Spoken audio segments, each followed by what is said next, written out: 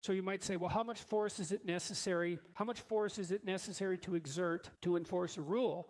And the answer is, depends on the kid. With my daughter, for example, most of the time when she was a little kid, it's flipped a bit in the teenage years, but when she was a little kid, pretty much all we had to do was like shake our finger at her and sort of speak in a non-approving manner, and she would stop. Whereas my son, that was like round one, Dad. You know, he was much more determined to get his way, more willing to use resistance to get his way. And so we had to use more invasive behavioral techniques. One of the things we did with him and with her now and then was, you know, if he was being a pain in the neck at the table, we'd put him on the steps. It's like, you can sit there. How long? Till you're civilized.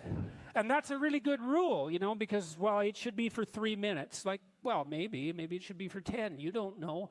You can't figure out what's the optimal amount of time to give your child if you use timeout. And the answer is you don't know. And so our criteria was, as soon as you're willing to be a desirable human being, really, you can get off the steps and we're done. Like, and that's another thing that's so useful about effective disciplinary techniques. You know, maybe your kid's misbehaving at the table, throwing his food on the floor, whatever it might be, or just being ungrateful and miserable, despite the fact that, you know, your wife has cooked him a nice lunch and he should be thankful for it. And you're not happy about it. You put him on the steps and you say, and you can do this with even 2-year-olds. They're capable of figuring this out. You say, and you might have to hold him there to begin with, because if he's a particularly stubborn child, you're going to put him on the steps and let go and he's going to run off. It's like, ha, ha, ha.